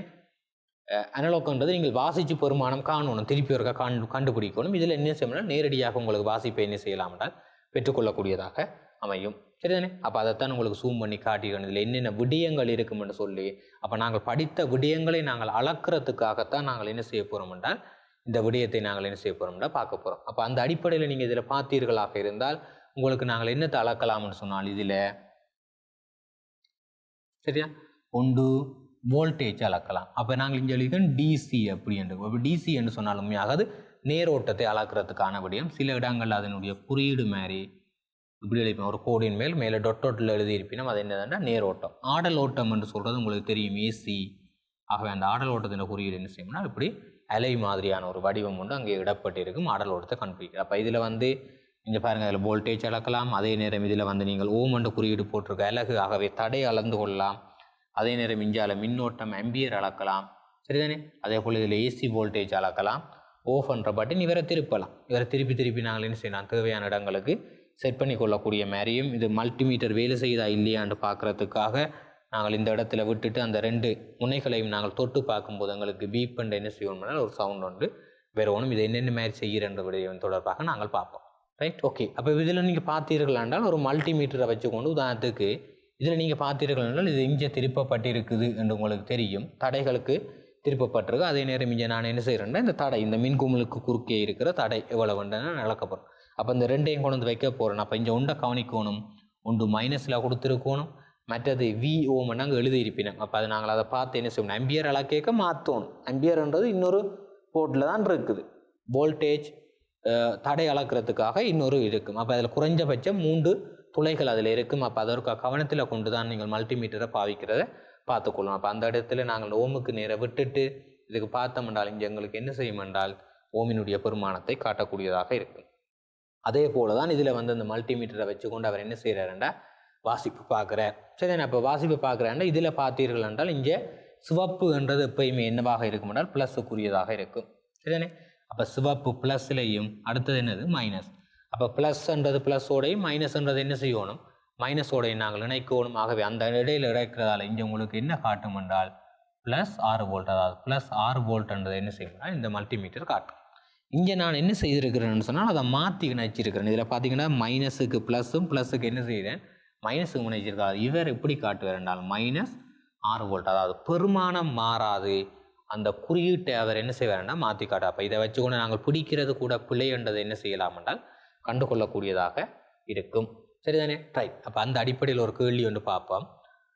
வோல்ட்டளவு வேறுபாடுகளை அளப்பதற்காக நாங்கள் என்ன செய்கிறோம் என்று சொன்னால், பொதுவாக வோல்ட்மானியை விட பல்மானியை அதிகம் பயன்படுத்துவது பிரபல்யம் அடைகிறது. இப்போ வோல்ட்மானின்றது முதல்ல காட்டுனது சின்னனாக இருந்தது, உங்கள் ஆய்வுக்கூடங்கள் இருக்கிறது. அப்போ பல்மானின்றது இப்போ மல்டிமீட்டர். என்ன பல்மானின்றது மல்டிமீட்டர். அப்போ பல்மானியின் அர்த்தம் என்ன? இதில் நிறைய விடயங்களை அளக்கலாம். அதுக்கு தடை, கொள்ளளவியம், அதே மாதிரி மின்னோட்டம், மின்னழுத்த ஒரு ஆடலோட்டம், நிறைய அதான் பல்மானின்னு சொல்கிறோம். அப்போ அவரை பயன்படுத்துகிறது தற்காலத்தில் பிரபல்யம் அடைஞ்சு வந்திருக்காம். அதற்கான காரணம் என்னென்று கேட்டிருக்கு. ஒன்று, அது உடனடியாக துலங்களை காட்டுவது என்றது. அது சரி, ஏற்றுக்கொள்ளலாம். அதுக்காகத்தான் நாங்கள் பாவிக்கிறோமா என்றது ஒரு பிரச்சனை. அதுக்கு பிறகு அதை இலகுவாக என்ன செய்யலாம்னா சுற்றில் இணைக்க முடியுது. அதை தொடுக்கிறது இலகு. அனலோக்மையும் நாங்கள் என்ன செய்யணும்னா இலகுவாக தொடுக்கலாம், ஒரே மாதிரி தான். அடுத்தது, காட்டியின் முகப்பில் உள்ள இலக்கங்களை இலகுவாக வாசித்து கொள்ள முடிதல். இலக்கங்களை இலகுவாக ரீட் பண்ணி கொள்ளலாம், வாசிக்கலாமான்னு சொல்கிறார். அதுக்கு பிறகு அதன் மூலமாக மின்னோட்டம், தடை ஆகிய மாறிகள் இரண்டையும் அளவிட முடிதலாகும். மின்னோட்டத்தையும் தடையும் அளக்கலாம், அதுவும் ஏற்றுக்கொள்ளலாம். பல்வேறு வீச்சுக்களில் வோல்ட்டளவுகளை ஏற்றதாக அதை செப்பம் செய்ய முடியும் என்றது. அப்போ இதில் இருக்கிற 5 விடைகளும் உண்மையாக சரிதான், ஏற்றுக்கொண்டால். ஆனால் எங்களுடைய பரீட்சை வினாத்தாளில் மேல் ஒரு வசனம் ஒன்று இருக்கு, மிக பொருத்தமான விடை என்று ஒன்று. ஆகவே அந்த அடிப்படையில் இதுக்கு மிக மிக பொருத்தமான விடையாக நாங்கள் யாரை சொல்லலாம் என்று சொன்னால் இந்த 5வது விடையைத்தான் சொல்லலாம். என்ன காரணம் என்று சொன்னால், இங்கே வீச்சுக்களை நாங்கள் அளக்கலாம். உதாரணத்துக்கு 0லேருந்து 9 வோல்ட் வரைக்கும், அங்கே 0லேருந்து 20 தான் இருக்குது, 0லேருந்து 20, பிறகு 20லேருந்து 100 வோல்ட் வரைக்கும், அங்கால 100லேருந்து 1000 வோல்ட் வரைக்கும் என்ற வீச்சுக்கள் என்ன செய்ய முடியாது இந்த பல்மானியில் சேர்க்கப்பட்டிருக்கு. அப்போ இங்கே நாங்கள் என்ன செய்யணும், மிக இலகுவாக அந்த வீச்சுக்கு செட் பண்ணி விட்டுட்டு நாங்கள் வாசிப்பை பெற்றுக்கொண்டால் மிக செப்பமான வாசிப்பை என்ன செய்யலாம் என்றால் பெற்றுக்கொள்ளலாம் என்றுதான் இதனுடைய முடிவு. உதாரணத்துக்கு நாங்கள் பிரித்து வச்சுக்கொண்டு இப்போ 20 ரேஞ்சுக்குள்ளே வச்சுக்கொண்டு வாசிப்படுக்க மிக துல்லியமானதும் மிக சரியான பெருமானத்தை என்ன செய்யலாம் என்றால் பெற்றுக்கொள்ளக்கூடியதாக அமையும். ரைட். அதே போல் அடுத்த விஷயம் ஒன்று பார்ப்போம். இதில் சரிப்புல போட சொல்லி இதில் கேட்டிருக்கு. சரிதானே? ரைட், பார்ப்போம். பல்மானியை பயன்படுத்துவது பற்றி பின்வரும் கூற்றுக்கள் வருமாறுன்னு சொல்லியிருக்கு. அப்போ இதில் உங்களுக்கு சரி என்ற டி என்று போடட்டாம், பிள்ளை என்ற என்ன சொல்லட்டாம், எஃப் என்று போடட்டாம்னு ஒரு கேள்வி. இப்போ வோல்ட் அளவுகளை சோதிக்கும் போது பல்மானியை சோதிக்கப்படும் சாதனங்களுக்கு சமாந்தரமாக இணைக்க வேண்டும் என்று சொல்லியிருக்கு. சரிதானே? இப்போ வோல்ட் அளவை சோதிக்கும் போது பல்மானியை சோதிக்கும் சாதனங்களுக்கு சமாந்தரமாக, அப்படி என்ற என்ன அர்த்தம்? 2 சொல்லியிருக்கு, ஒன்று தொடர், மற்றது என்னது சமாந்தரம். ஆகவே நாங்கள் எப்போதும் என்ன செய்வோம்னு சொன்னால் வோல்ட்மானியை என்ன செய்வோம், சமாந்தரமாகத்தான் என்ன செய்வோம்னு சொன்னால் இணைக்கணும் என்றதை மறக்க வேண்டாம். சரிதானே? ஆகவே இதில் என்ன வரும்னு சொன்னால் டி என்று வரும். சரிதானே? அது என்னது சரியானது. அதுக்கு பிறகு மின்னோட்டத்தை சோதிக்கும் போது செம்மையான வாசிப்பை பெறுவதற்கு மின்னை துண்டிக்க வேண்டும். நீங்கள் சரியான ஒரு வாசிப்பு ஒன்று எடுக்கணும்னா மின்னோட்டத்தை அளக்க போகிறேன்னா மின்னை துண்டிச்சு போட்டு வாசிப்பு எடுத்தால் அது சரியான வாசிப்பை தருமெண்டா. மின்னை துண்டித்திட்டமெண்டாங்க மின்னோட்டம் என்ன செய்யாது, ஓடாதாகவே ஐசமன் என்னத்தை காட்டப்போகுது, பூச்சியம் என்றதை காட்டும். ஆகவே இது என்னவாக இருக்கும் என்றால் புலியானதாக இருக்கும். அதே நேரம் அடர்ச்சியாக இருக்கிற விடயத்தை நீங்கள் பார்த்தீங்கன்னா தடைகளை சோதிக்கும் போது பல்மானியின் கூறுகளுடன் தொடர் நிலையில் இணைக்க வேண்டும். தடைகளை நாங்கள் அளக்கையும் அதை என்ன செய்யணும்னு சொன்னால் கட்டாயம் சமாந்தரமாகத்தான் என்ன செய்யணும்னு சொன்னால் அந்த மல்டிமீட்டரை நாங்கள் பிடிப்பமைய தொடராக இல்லை. அப்போ தொடராக நாங்கள் பாவிக்கிறது யாருக்குன்னு சொன்னால் மின்னோட்டத்தை அளக்கும் போது தான் நாங்கள் தொடராக பாவிப்போம். அதைத்தான் நான் ஆரம்பத்தை சொன்னேன், மின்னோட்டத்தை அளக்கிறதுக்கு நாங்கள் என்ன செய்வோம், தொடரான முறையில் பாவிச்சுக்கொள்வோம். சரிதானே? சரி, அடுத்த விஷயம் 2 விதமான செயற்பாடுகள் இருக்குது. ஒன்று அழுத்த பிரிப்பு சுற்றுக்கள், அடுத்தது என்னவாக இருக்கும்னா மின்னோட்ட பிரிப்பு என்று சொல்கிறது. சரிதானே? இப்போ அழுத்த பிரிப்பு அப்படி என்று சொன்னால் என்னட்டம்னா அழுத்தம் பிரியுது, மின்னோட்ட பிரிப்பு என்றால் என்னட்டம் மின்னோட்டம் பிரியுது. இதைத்தான் நீங்கள் ஓஎல்ல பல்லாடி 10ஆம் ஆண்டில் படித்த விஷயம் தொடர் இணைப்பு, அடுத்தது என்னது சமாந்தர இணைப்பு. அப்போ காப்போத்த உயர்தரத்துக்கு நாங்கள் வரைக்கும் அதனுடைய பெயர்களை மாற்றிக்கொள்கின்றோம், அழுத்த பிரிப்பு ஆகவும். அடுத்தது என்ன சொல்கிறோம், மின்னோட்ட பிரிப்பு என்று சொல்கிறதனுடைய அர்த்தம் இதுதான். சமாந்தரமாக இணைச்சோம் என்றால் மின்னோட்டம் மின்னோட்டம் பாருங்க, இதில் உங்களுக்கு காட்டியிருக்கேன். மின்னோட்டம் என்ன செய்யுது, பிரியுது. ஆனால் தொடராக இணைக்க அந்த மின்னோட்டம் என்ன செய்யலை, பிரியலை, ஒரே மின்னோட்டம் தான் என்ன செய்யுது, போடுது. அப்போ இதை வச்சுக்கொண்டு இதனுடைய விளைவில் தடையை காண்றது என்ன மாதிரியான விடயங்கள் தொடர்பாக உங்களுக்கு பரிச்சயமாக இருக்கும். சரி, இப்போ அந்த அடிப்படையில் நான் இதில் உங்களுக்கு போட்டு காட்டியிருக்கிறேன். ஆகவே தொடராக இருக்கும்னால் மின்னோட்டம் மாறாது. ஆகவே அந்த 3 தடையையும் கூற்றண்டும் சமாந்தரமாக இருந்தால் 1/R சமன் 1/R1 சக 1/R2 சக என்னது 1/R3 என்று சொல்லி அதை சுருக்கி நீங்கள் என்ன செய்யலாம் என்றால் பெருமானம் காணக்கூடியதாக இருக்கும். அப்போ அந்த அடிப்படையில் நீங்கள் இதில் பார்த்தீர்களாக இருந்தால் பிள்ளைகள் இங்கே சமாந்தரமாக இருக்கிறதால இதுக்குள்ள ஒரு வோல்டேஜ் V1, இதுக்குள்ள ஒரு வோல்டேஜ் V2, இதுக்குள்ள ஒரு வோல்டேஜ் V3யும் விழும். அப்போ அதால் தான் சொல்கிறோம் அழுத்த பிரிப்பு, அழுத்தங்கள் வந்து என்ன செய்யும், பிரியும். அதே நேரம் இங்கே மின்னோட்ட பிரிப்பில் இந்த அழுத்தம் என்ன செய்யாது, மாறாது. அழுத்தத்தின் பெருமானம் மாறாது. அதால் எங்கேருந்து வார இதுக்குள்ளால் உதாரணத்துக்கு I என்ற மின்னோட்டம் வந்தால் இதுக்குள்ளால் I1 I2 I3 என்ற விதத்தில் அதை என்ன செய்யும் என்றால் போய்கொள்ளக்கூடியதாக அமையும். Right, okay. அதை வந்து மிக தெளிவாக உங்களுக்கு இன்னும் கொஞ்சம் கிட்டவாக எடுக்க காட்டப்பட்டிருக்கிற விடயம் இதுதான். அதில் V1 V2ன்னு சொல்லி இருக்கிறது. சரிதானே? ரைட். இப்போ அதுக்கு பிறகு இதில் உங்களுக்கு தந்திருக்கிற விஷயம் வந்து என்ன செய்ய போகிறோம் என்றால் இந்த 2 விதமான சுற்று தந்திருக்கேன். இதை நாங்கள் என்ன செய்ய முடியாது, சுருக்க போகிறோம். அவை இதனுடைய விளைவு தடை என்ன என்ற கேள்வியும், அதுக்கு அடுத்தது இதனுடைய மின்னோட்டத்தினுடைய பெருமானம் என்னவாக இருக்கும் என்றது ஒரு கேள்வி. அப்போ நாங்கள் இதில் பார்ப்போம். 3 தடைகள் நீங்கள் எடுத்து பார்க்குறீர்கள். இந்த 3 தடைகளும் உங்களுக்கு என்னவாக இருக்குதுன்னு சொன்னால் இதுக்கால வர மின்னோட்டத்தை நீங்கள் குறிக்கிறீர்கள். அது 3ம் அப்படியே என்ன செய்யுது, உள்ளுக்கால வந்து அப்படியே வந்து முடிகிறதால இவர் என்ன செய்வார், தொடர் இணைப்பில் இருக்கிறார். ஆகவே இந்த 3ஐயும் கூட்டணும். ஆகவே 100 சக 30 சக 300 சக பிறகு என்ன வரும் என்றால் 50 இருக்கும். ஆகவே இது 3ஐயும் நீங்கள் கூட்டினீர்களாக இருந்தால் உங்களுக்கு 450 ஓம் என்றது என்னவாக இருக்கும் என்றால் விளைவு தடையாக இருக்கும். அப்போ விளைவு தடை தெரியும், ஆர் தெரியும், 450 ஓம். இதுக்கால போகிற மின்னோட்டம் என்னென்று கேட்டு, ஆகவே I என்றது உங்களுக்கு வேணும் என்னென்று சொல்லி, ஆகவே நீங்கள் ஓமின் விதியின் ஊடாக நீங்கள் சமன்பாடு ஒன்று எடுத்து வச்சிருக்கிறீர்கள். V சமன் என்னவாக இருக்கும் என்றால் IR என்ற ஒரு சமன்பாட்டை நீங்கள் எடுத்து வச்சிருக்கீர்கள். அந்த அடிப்படையில் உங்களுக்கு V இங்கே தந்திருக்கு 9 வோல்ட், I தெரியாது, R வந்து என்னவாக இருக்கும் என்றால் 450 இருக்கும். சரிதானே? அப்போ அந்த அடிப்படையில் இதில் நீங்கள் ஐயை கண்டீர்களாக இருந்தால் I சமன் என்னவாக இருக்கும் என்றால் 9/450 இருக்கும். ஆகவே இதை சுருக்கி நீங்கள் எடுக்கிற பெருமானம் என்னத்தை தரும் என்றால் மின்னோட்டத்தை என்ன செய்யப்படால் எங்களுக்கு தரக்கூடியதாக அமையும். சரிதானே? அப்போ நீங்கள் இதை என்ன செய்யலாம்னா பெற்றுக்கொள்ளலாம். அதே போல தான் நீங்கள் இந்த படத்தை பார்த்தீங்கன்னா இங்கே நீங்கள் வெளிக்கிற மின்னோட்டம் ப்ளஸுக்கால வாரது இப்படி வந்து இதுக்கு வந்து இடத்துல என்ன செய்தனால் மின்னோட்டம் 2ஆக பிரிகிறது. அப்போ மின்னோட்டம் 2ஆக பிரியுதுண்டா, அப்போ இதுக்குள்ளால் கொஞ்சம் இதுக்கால கொஞ்சம் மூடி திருப்பி வந்து இங்கே செய்கிற போகுது. அப்போ இங்கே வந்து பார்த்தீங்கன்னா இதில் வந்து கை வச்சு பிரிஞ்ச வந்து இங்கே என்ன செய்கிறார், சேர்க்கிறார். சரிதானே? இப்போ இங்கே வந்து இப்படி பிரிஞ்சு போய் இங்கே வந்து சேர்றதால இது ரெண்டும் கட்டாயம் என்னவாக இருக்கும் என்றால் சமாந்தர இணைப்பில் இருக்கும். ஆகவே சமாந்தரத்தினுடைய நீங்கள் என்ன செய்யணும் என்றால் விளைவு தடையை காண்றதுக்கு என்ன செய்வீர்கள்னு சொன்னால் மிக இலகுவான விஷயம் என்னவாக இருக்கும் என்றால் 2 தடைகளாக இருந்தால் தடைகளினுடைய பெருக்கு தொகை, அதாவது 60 தர 120 கீழ் தடைகளினுடைய கூட்டுத்தொகையை போடணும். 120 சக 60. இது 2 தடைகளுக்கு மாத்திரம்தான் செய்யலாம். 3 தடை இருந்தால் ஏதாவது 2 தடையை சுருக்கி அடுத்த தடையை என்ன செய்யணும், சுருக்கினா ஒரு விட வரும், பிறகு அதுக்கு அடுத்ததை சுருக்குவோம். சரிதானே? அப்போ பெருக்கு தொகையின்கள் என்னவாக இருக்கும் என்று சொன்னால் கூட்டுத்தொகையாக இருக்கும். ஆகவே இதை சுருக்குனீர்கள் என்று சொன்னால் உங்களுக்கு எவ்வளவு வரும் என்று சொன்னால் இது 40 ஓம் என்ற பெருமானத்தை எடுக்கும். சரிதானே?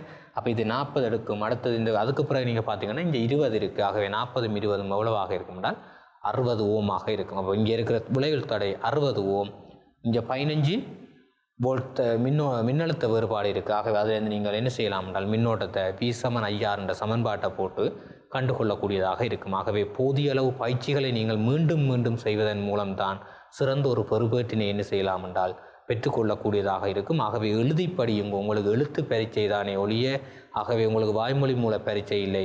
வாயால் சொல்லி படிக்கிறதுக்கு பதிலாக சொல்லிக்கொண்டும் நீங்கள் என்ன செய்யணும் என்றால் கையாலே எழுதி படிப்பதன் மூலம் சிறந்த பெறுபேறுகளை என்ன செய்யலாம் என்றால் ஈட்டிக்கொள்ளக்கூடியதாக அமையும். ஓகே, அந்த அடிப்படையில் நாங்கள் அடுத்ததாக ஒரு வினாவை பார்ப்போம். இங்கே 12 ஓம் 6 ஓம் என்ற பெருமானங்களை கொண்ட தடைகள் 2 சமாந்தரமாக இணைக்கப்பட்டுள்ள தொகுதியினுடைய வரிப்படம் உங்களுக்கு இதில் நாங்கள் என்ன செய்கிறோம் என்று சொன்னால் காட்டியிருக்கிறோம். இந்த தொகுதியின் வந்து சமவெளி தடையை கணிக்க என்றது உங்களுக்கு ஒரு கேள்வியாக இருக்கிறது. அதே நேரம் அடுத்ததாக 12 ஓம் தடையினூடாக பாய்கின்ற மின்னோட்டம் எவ்வளவு என்ற ஒரு கேள்வியும் என்ன செய்யுதுன்னு சொன்னால் உங்கள்கிட்ட இதில் கேட்கப்பட்டதாக இருக்குது. சரி, அப்போ இந்த அடிப்படையில் நாங்கள் பார்ப்போம். முதலாவது இந்த தகுதியினுடைய சமவெளி தடை என்றால் இதனுடைய என்ன கேட்டிருக்கு, விளைவு தடை என்னென்று கேட்டிருக்கு. அப்போ அந்த அடிப்படையில் நீங்கள் இதை பார்த்தீர்களாக இருந்தால் பிள்ளைகள் இதுக்கால இப்படியே வார இந்த மின்னோட்டம் இவ்விடத்துக்கு வந்த பிறகு இங்கே 2ஆக பிரியுது. அப்போ பிரிஞ்சு அப்படியே வந்து இங்கே சேர்றார். ஆகவே இவைகள் 2 பேரும் சமாந்தரம். அப்போ சமாந்தரமாக இருக்குமென்று சொன்னால் என்ன செய்யணும், உங்களுக்கு சமன்பாடு தெரியும். எனது விளைவு தடை 1/R சமன் 1/R1 சக 1/R2 என்று சொல்கிறது. அப்போ இதை வச்சு கொண்டு தான் நீங்கள் என்ன செய்யணும்னா அதை காண வேண்டி வரும். அப்போ இதை விட நான் லேசாக உங்களுக்கு ஒரு விஷயம் சொல்லியிருக்கிறேன். என்னது, ஏதாவது 2 தடைகள் இருக்கும் என்று சொன்னால் அதனுடைய பெருக்கு தொகையின்கள் என்ன வரும், கூட்டுத்தொகை. அப்போ இதனுடைய விளைவு தடை R என்பது என்னவாக இருக்கும் என்றால் அந்த பெருக்கு தொகை 12 தர என்னவாக இருக்கும் என்றால் 6 கீழ் அதனுடைய கூட்டுத்தொகை என்னவாக இருக்கும் 12 சக 6. எப்பயுமே கூட்டல் எதுவும் செய்கிறீங்கன்னா பிரேக்கெட் பண்ணிக்கொள்ளுங்க, அது லேசு, சரிதானே? ஆகவே 12 தர 6 கீழ் 18 இருக்கும். ஆகவே 6ஆல் இதை சுருக்குனீர்கள் என்றால் 3, இந்த 3ஆல் இந்த 12 சுருக்குனீர்கள் என்றால் 4 இருக்கும். ஆகவே இதனுடைய விளைவில் தடை என்னவாக இருக்கும் என்று சொன்னால் 4 ஓமினை பெற்றுக்கொள்ளக்கூடியதாக இருக்கும். இப்போ இதனுடைய விளைவில் தடை கண்டுட்டு 4. இப்போ கேள்வி 12 ஓமினூடான மின்னோட்டம் தான் கேள்வி, சரிதானே? அப்போ நாங்கள் இதை விளைவில் தடை எல்லாம் ஓகேன்னு சொன்னால் 12 ஓமினூடான மின்னோட்டத்தை நாங்கள் என்ன செய்ய போகிறோம்டா இப்போ பார்க்க போகிறோம், சரிதானே? அப்போ இதன் விளைவில் தடை உங்களுக்கு தெரியும், R வந்து எவ்வளவு 4 ஓம். அப்போ 4 ஓம் என்று சொன்னால் அப்போ இதுக்கால இவ்வளத்துக்கும் பதிலாக இப்போ நாங்கள் என்னென்னா ஒட்டுமொத்தமாக 4 ஓம்னு வருது. அப்போ இதுக்கால இங்கே 6 வோல்ட் இருக்கிறதால இந்த சுற்றில் இவ்விடத்தில் ஓடுற மின்னோட்டத்தை தான் நாங்கள் இப்போ காணலாம். அப்போ அந்த மின்னோட்டம் I வந்து எவ்வளவாக இருக்கும்னு சொன்னால் என்னது வியின் கீழ் 6ஆக இருக்கும். அப்போ V 6 4ஆக இருக்கும். 6 கீழ் 4 தான் என்னவாக இருக்க போது மின்னோட்டம். அப்போ 6 4ஆல் நாங்கள் பிரிச்சமாக இருந்தால் உங்களுக்கு தெரியும் 3 கீழ் 2, ஆகவே 1.5 ஆம்பியர் தான் என்ன செய்ய போதென்றால் மின்னோட்டம் ஓடப்போகுது. அப்போ 1.5 ஆம்பியர் மின்னோட்டம் வந்து இந்த இடத்துக்கால வெறுகுது என்று சொன்னால் 1.5 ஆம்பியர் மின்னோட்டம் இந்த இடத்தால் உங்களுக்கு வெறுகுது என்று சொன்னால் அதுக்கு பிறகு என்ன நடக்க போனால் வடங்கான வந்தவர் இஞ்சால கொஞ்சம் என்ன செய்ய போகிறார், பிரிஞ்சு போகிறார், சரி? இஞ்சால கொஞ்சம் பிரிஞ்சு போகிறார். அப்போ அந்த இதுக்குள்ளே பிரிஞ்சு போனவரை நாங்கள் காண்றதுக்காக உண்மையாக இந்த தடைகளினுடைய விகிதம் இருக்குதானே, இது R1 R2 என்று வச்சோம்டா புள்ளியில் தடைகளினுடைய விகிதம். அப்போ R2 கீழ் R1 என்று எழுதணும் என்றால் R2 உங்களுக்கு 12, R1 வந்து எவ்வளவாக இருக்குது என்றால் 6, என்ன 12க்கும் 6ஆக இருக்குது. அப்போ இந்த 12க்கு 6ஆக இருக்கிறதால இதை நீங்கள் சுருக்கி எடுத்தீர்கள்னு சொன்னால் உங்களுக்கு எவ்வளோ வரும் என்றால் 2க்கு 1. அப்போ இது உண்மையாக 2க்கு 1 இந்த கூட்டணுமெண்டா எத்தனை பங்கு 2 சக 1 எத்தனை பங்கு 3 பங்கு. அப்போ இந்த வாரம் மின்னோட்டம் என்ன செய்யும் என்றால் 3ஆக பிரிஞ்சு போய் என்ன செய்யும், ஒன்றுக்குள்ளே கொஞ்சமும் அடுத்ததுக்குள்ளே என்ன செய்ய போகிறா கொஞ்சமும் போகாது. 3ஆக பிரித்தம் என்றால் ரைட். அப்போ எங்களுக்கு 1.5 ஆம்பியர்னு வந்துட்டு அப்போ தடைகளின் விகிதத்துக்கு அடிப்படையில் நாங்கள் 3ஆக பிரித்தம் என்றால் 0.5 ஆம்பியர்னு வரப்போகுது. அப்போ 0.5 ஆம்பியர் தான் என்ன செய்ய போகுதுன்னு வரப்போகுது. அப்போ இந்த தடை கூடுனது இங்கே, தடை இங்கே என்ன செய்யுது குறைவு.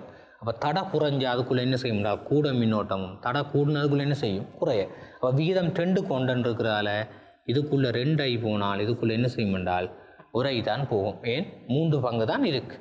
அப்போ அந்த அடிப்படையில் நாங்கள் பார்த்தோம்னால் இந்த 12 ஓமுக்கால் எங்களுக்கு எவ்வளோ போகும்னு சொன்னால் 0.5 ஆம்பியர் தான் போகக்கூடியதாக இருக்கும். அதை விட இன்னும் லேசாக நாங்கள் செய்கிறேன்றால் இங்கே வேறு எந்த தடைகளும் இல்லை. ஆகவே இந்த 6 வோல்ட்ன்றது இந்த சமாந்திரத்துக்கு சமனாக இருக்கணும்.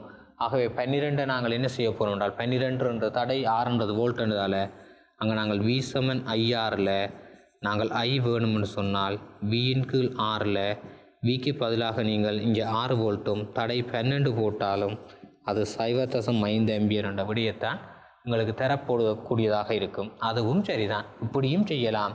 ஆனால் சில நேரங்களில் இங்கே ஒரு தடை ஒன்று தந்திருந்தால் இந்த மெத்தட் வந்து அங்கே பிழைக்க போகுது, சரிதானே? இங்கே இதுக்கு சமாந்திரமாக இருக்குது. அங்கே இதுக்குள்ளே எவ்வளோ வோல்டேஜ் விழுமென்று நாங்கள் என்ன செய்வோம் என்றால் உடைத்து காண வேண்டியதாக இருக்கிறது. இது வந்து எங்களுக்கு என்ன சொன்னால் இலங்கை விவசாய கிளையால் நடத்தப்பட்ட ஒரு வினாத்தாளில் இருந்த கேள்விதான், சரி? அப்போ ஒட்டுமொத்தமாக எல்லா வினாக்களும் வந்து கல்வி அமைச்சோடு சம்பந்தப்பட்ட வினாத்தாள்களில் வந்த வினாக்களை தான் நாங்கள் செய்து கொண்டிருக்கின்றோம். ஆகவே எங்களுடைய பாடத்தினுடைய ஆழம் எது வரைக்கும் இருக்குது என்பதை நீங்கள் கட்டாயம் என்ன செய்யணும்னா தெரிஞ்சு கொள்ள வேண்டும். ஓகே மாணவர்களே, நாங்கள் அடுத்த கேள்வியாக பார்ப்போம். இந்த மின் சுற்றில் காட்டப்பட்டுள்ள என்று காட்டியிருக்கு. ஆகவே உங்களுக்கு இது தெரியும் யாராக இருக்கும்னால் LED பல்புன்னு சொல்கிறது, சரி? LED என்றது என்னவாக இருக்கும்னால் ஒளி காலும் இருவாயுன்னு சொல்ல அதில் வேறுபட்ட கலர்கள் எல்லாம் இருக்கும், சரி? இதுதான் அந்த மின் கும்பலாக இருக்க போகுது, சரிதானே? அப்போ இது தொடர்பாக எல்லாம் நாங்கள் மிக சின்னனாக இருக்கும். LED என்றது வந்து ஒட்டுமொத்தமாக எல்லா துணைக்கூறுகளும், அதாவது உங்களோட வீடுகளில் இருக்கிற டிவியில் வந்து ரிமோட்டில் நீங்கள் ஒன் பண்ணி ஆஃப் பண்ணிக்க அங்கே உங்களுக்கு ஒரு காட்டியாக தொழிற்படுறதாக இருக்கும் இந்த LED-யாக இருக்கும், சரிதானே? அப்போ இந்த சுற்றில இந்த தடையினுடைய தொழில் என்னன்றது, அப்போ தடையின் தொழில் உங்களுக்கு வடிவாக தெரியும் என்னது, மின்னோட்டத்தை கட்டுப்படுத்துறதான் எங்களுக்கு என்னவாக இருக்கும்னா தடையினுடைய பிரதான தொழிலாக இருக்கும். அப்போ மின்னேற்றத்தை சேமித்தல். அப்போ ஏற்றத்தை சேமிக்கிறவர் தடை அல்ல, அதுக்கு பேர் கொள்ளளவின்னு சொல்கிறது, சரிதானே? கெப்பாசிட்டர்னு சொல்லுவோம், கொள்ளளவின்னு சொல்கிறது. இதுதான் அந்த கொள்ளளவி, கொள்ளளவம்னு சொல்கிறது, சரிதானே? அப்போ இந்த கொள்ளளவின்ற குறியீடு எப்படி இருக்கும்னா அப்படியே 2 அப்படி சமாந்தர கோடுகளுக்கு நாங்கள் போட்டுருவோம். அதுக்கு மின் கலம்னு சொன்னால் உங்களுக்கு வடிவாக தெரியும் என்னது, ஒரு பெரிய கோடும் சின்னக்கூடும். ஆனால் கொள்ளளவி என்றது ரெண்டும் ஒரே அளவான என்னவாக இருக்கும்னா நீளத்தை கொண்ட கூடுகளாக இருக்கும். அடுத்தது வோல்ட் அளவை உருவாக்குதல் என்று ஒன்று போட்டிருக்கு. அது காந்தப்புலத்தை உருவாக்குறதுக்கு சம்பந்தம் இல்லை, சரிதானே. அடுத்தது மின் அழுத்தத்தை பிரிக்க செய்தல். மின் அழுத்தத்தை என்ன செய்யணும் இவர் பிரிக்கிறதுக்காகவும், அடுத்தது சமிச்சைகளை விரியலாக்கம் செய்கிறதுக்காக நாங்கள் பாவிக்கிறோம். அது ஆம்பிளிஃபையராக நாங்கள் பாவிக்கிற இல்லை. ஆகவே மின் அழுத்தங்களை பிரிக்கிறதுக்காக அழுத்த பிரிப்பு சுற்றண்டு படித்தீங்களே. இப்போ மின் அழுத்தத்தை நாங்கள் என்ன செய்கிறது பிரிக்கிறதுக்காக நாங்கள் என்ன செய்யலாம் என்றால் தடையை பயன்படுத்திக் கொள்ளக்கூடியதாக இருக்கும். ஆகவே இதுக்கு 4வது விடை என்றது என்னவாக இருக்கும் என்றால் பொருத்தமானதாக இருக்கும், சரிதானே. அப்போ இதுக்கு பிறகு இந்த காந்தப்புலத்தை உருவாக்குறது உங்களுக்கு தெரியும், டைனமோ என்ற ஒரு விஷயம் இருக்குது. அதே போல் எங்களோட நிலை மாற்றிகளும் அதோடு சம்மந்தப்பட்டு தான் வேலை செய்கின்றன.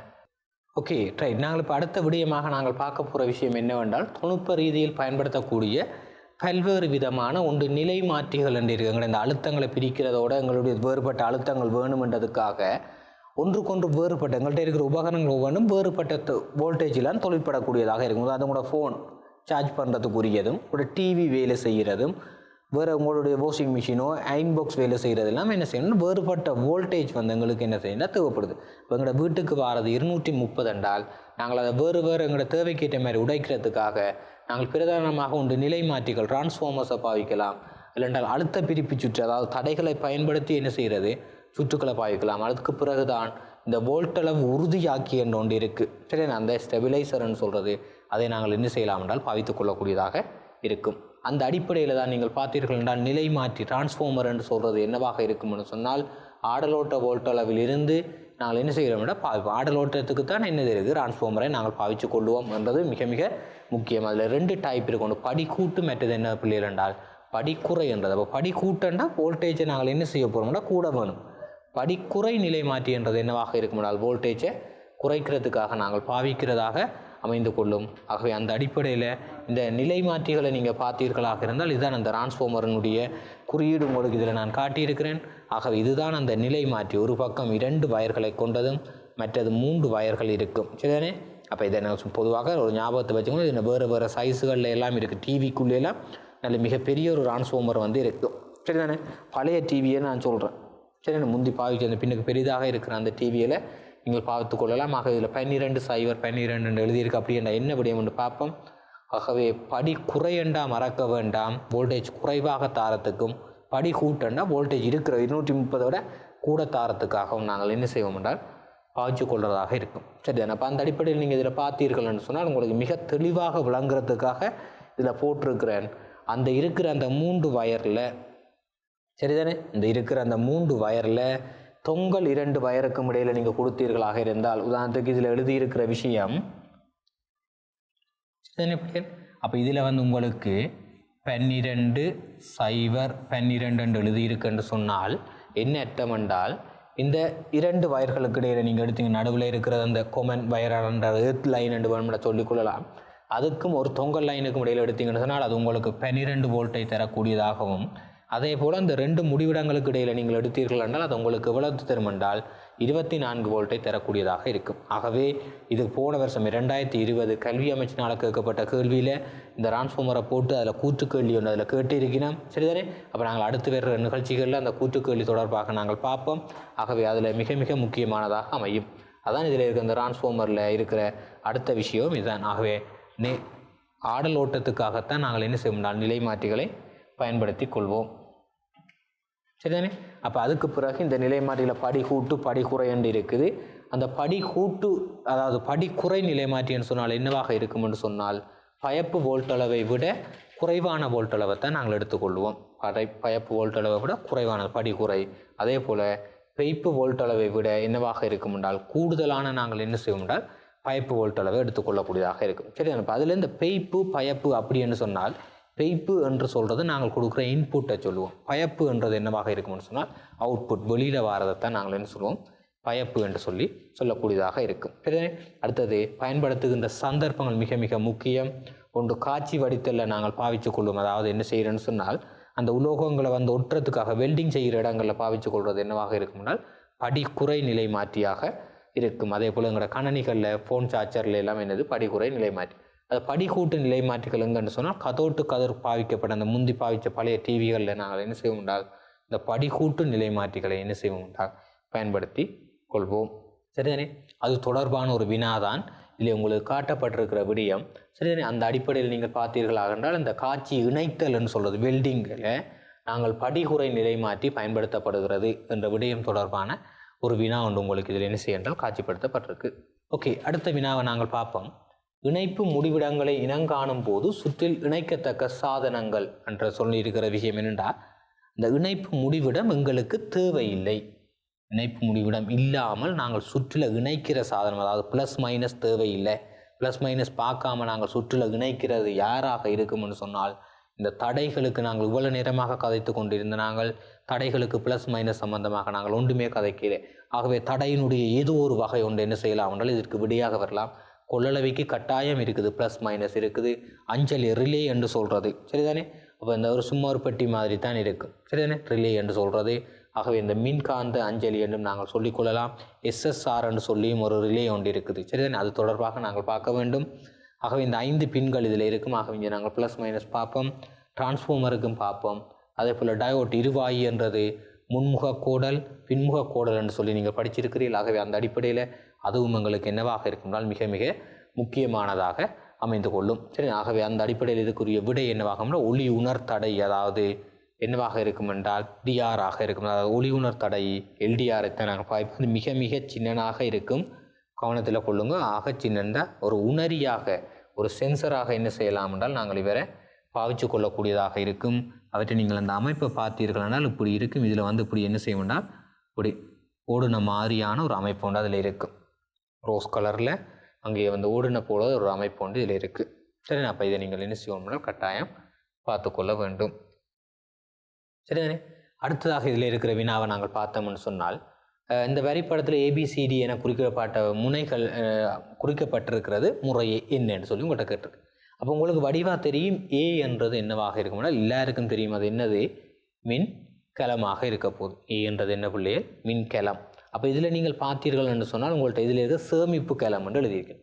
அப்போ இதில் இருக்கிற விஷயத்தில் 2 விடயம் தான் என்னவாக இருக்குதுன்னு சொன்னால் சேமிப்பு கலம் என்ற விடியை கொண்டது. இங்கே எங்களுக்கு என்ன இருக்குது, 2 தான் இருக்குது. அப்போ அந்த அடிப்படையில் எங்களுக்கு ஒன்று 2வது விடை வரலாம், இல்லாட்டி என்ன விட வரும், 5வது விடை தான் வரணும் என்ற விடைக்கு வந்துடும். மிச்சம் 3மே என்ன செய்யாது, வராது. மிக இலகுவாக எங்களுக்கு தெரிஞ்சோண்டு இருக்கிறதால். அடுத்த 2வது பி என்றது உங்களுக்கு தெரியும், இது தடையினுடைய குறியீடு. அந்த தடையினுடைய குறியீட்டுக்குள்ளால் ஒரு அம்புக்குறி ஒன்று போகுமாக இருந்தால், ஏன்னா இந்த தடையின் குறியீட்டுக்கு உள்ளுக்கு ஒரு அம்புக்குறி போகும் என்றால் மாறக்கூடியதாகவே அது ஒரு மாறும் தடையாக இருக்கும். ஆகவே இங்கே மாறும் தடை என்று எழுதியிருக்கு. ஆகவே இதை வச்சுக்கொண்டே விடிய எடுத்துடலாம். அது என்னவாக இருக்க போது, மாறும் தடை. அதுக்கு பிறகு சி என்று சொல்லி உங்களுக்கு சொல்லியிருக்கு. நான் சொன்னான் சி என்றது என்னது, இந்த மின் கலவட்டுக்கு குறிக்கிற மாதிரி தான். ஆனால் 2மே என்னவாக இருக்கும், சமமான கோடுகளாக இருக்கும். ஆகவே அது என்னது, கொள்ளளவம் ஏற்றத்தை சேமிக்கிறதுக்காக நாங்கள் பாவிச்சு கொள்வோம். அதுக்கு அடுத்தது தடை என்று சொல்லியிருக்கு. டி என்றது என்னது, தடைன்ற குறியீடு, அது உங்களுக்கு பிரச்சனை இல்லை. அடுத்தது இ என்றது என்னவாக இருக்கும்னா டிரான்சிஸ்டர், அதாவது மூவாய் என்பிஎன் பிஎன்பி என்றெல்லாம் இருக்குது. அது தொடர்பாக எல்லாம் நீங்கள் கற்றிருப்பீர்கள். அதுக்கு பிறகு இருக்கிறது எல்இடி பல்ப், அதாவது டயோட் குறியீடு உங்களுக்கு தெரியும் பிள்ளைகள், சரியானே? அந்த எல்இடி டயோட் குறியீட்டில் ஒளி காலும் இருவாய் என்றதால் தான் நாங்கள் அம்புக்குறி என்ன செய்கிறோம் என்றால் காலக்கூடியதாக நாங்கள் வெளியில் போட்டு காட்டுறதுக்குரிய காரணம் அதுதான், ஒளி காலும் இருவாய் என்றதுன்ற அர்த்தமாக அமையும். ஓகே, இப்போ நாங்கள் இந்த இதில் ஒரு கேள்வி ஒன்று இருக்குது. என்னென்னு சொன்னால் LM7805 என்ற ஒரு பெருமானத்தை உள்ள ஒரு என்னவாக இருக்குன்னா தொடுகை சுற்று என்று நாங்கள் பாவிச்சு கொள்வோம். அதாவது அதுவும் மிக இலத்திரனியல் சாதனங்கள் எல்லாம் மிக மிக சிறியதாக இருக்க போகுது, சரிதானே? இப்போ இப்படிப்பட்ட இந்த சாதனத்தை தான் நாங்கள் என்ன செய்ய போகிறோம்னா வச்சுக்கொண்டு ஒரு கேள்வி 2019ஆம் ஆண்டு கேட்கப்பட்ட ஒரு வினாதான். தரப்பட்டுள்ள இந்த இதை வச்சுக்கொண்டு கேட்டுக்கணும். அதாவது இங்கே என்னவாக இருக்குமென்று சொன்னால் இது ஒரு தொடுகை சுற்று உங்களுக்கு வடிவாக தெரியும். ஆகவே முதலாவது விடை வராது. ஆளியாக பயன்படுத்தப்படுறது டிரான்சிஸ்டர்ன்றது உண்மையாக சரி. ஆனால் இங்கே தந்திருக்கிறது எங்களுக்கு மூவாயி அல்ல, 3 கால் இருக்கிறதுக்காக அவரை நாங்கள் மூவாயி என்று சொல்ல இயலாது. ஆகவே அது போல் அதுக்கு பிறகு என்ன செய்வோம்னு சொன்னால் விரியலாக்கியாக நாங்கள் இங்கே இல்லை. ஆகவே அடுத்தது இதில் இருக்கிற அந்த 78 79ன்னு சொல்லி 2 பெருமானங்கள் இருக்குது பிள்ளைகள். நீங்கள் அதை பற்றி மிக தெளிவாக படிச்சிருப்பீர்கள். இந்த 78 அடுத்தது என்னவாக இருக்கும்னா 79. இந்த 78 வார விடயங்கள் என்னவாக இருக்கும்னு சொன்னால் ப்ளஸ் பெருமானத்துக்குரியதும், 79 என்னவாக இருக்கும்னால் மைனஸ் பெருமானத்துக்குரியதாகவும் இருக்கும். அப்போ இந்த 7805 என்றது, இந்த 05 என்னவாக இருக்கும்னால் அவுட்புட் வோல்டேஜ், வெளியில் வர அவுட்புட்டை தான் குறைக்குது. உதாரணத்துக்கு 78 சும்மா எப்பவுமே 7808 அப்படின்னா இந்த வெளியில் இந்த மிச்சமாக இருக்கிற அந்த 08ன்றது என்னவாகனா அவுட்புட் வோல்டேஜாக இருக்கும். அது கட்டாயம் என்னவாக இருக்கும் 78 இருக்கிறதால ப்ளஸ் பெருமானத்தை தான் அது பெற்றுக்கொள்ளும். அப்போ அந்த அடிப்படையில் நாங்கள் இதில் ப்ளஸ் பெருமானத்தை நாங்கள் பார்த்தோம்னு சொன்னால் அப்போ இதில் +5 வோல்ட் என்னவாக இருக்கும் அவுட்புட்னு சொன்னான். அவுட்புட் என்றால் பயந்து நீங்கள் வெளியில் வர பயப்பட்டால் வெளியில் ஓடுவியல் என்ன மாதிரி அவுட்புட் என்றால் பயப்பு. அப்போ பயப்பாக இருக்க போது அது என்னவாக இருக்கும் என்றால் ஒரு தொடுகை சுற்றாக இருக்கும் என்றது என்னவாக இருக்கும் என்றால் சரியானதாக அமையும்.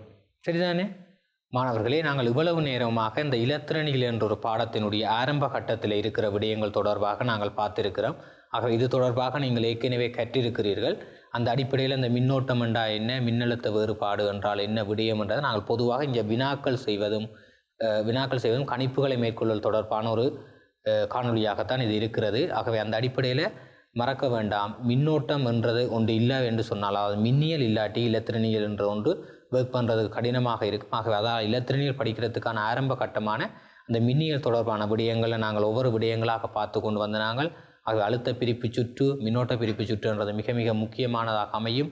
அதுக்கு பிறகு நாங்கள் அடுத்த இதில் நாங்கள் என்ன பார்க்க போகின்றோம்னு சொன்னால் இந்த எளிய சுற்றுக்களை எவ்வாறு அமைத்து கொள்ளலாம் என்று சொல்லியும் அதுக்கு பிறகு அந்த கட்டுப்படுத்திகள் சொல்லி சரிதானே ஒரு சிஸ்டத்தை எப்படி கண்ட்ரோல் பண்ணுறது என்ன மாதிரியான விடயங்கள் தொடர்பாகவும் நாங்கள் என்ன செய்ய போகின்றோம் என்றால் கற்க போகின்றோம். நல்லது மாணவர்களே, இன்னும் ஒரு நிகழ்ச்சியில் சந்திப்போம். நன்றி.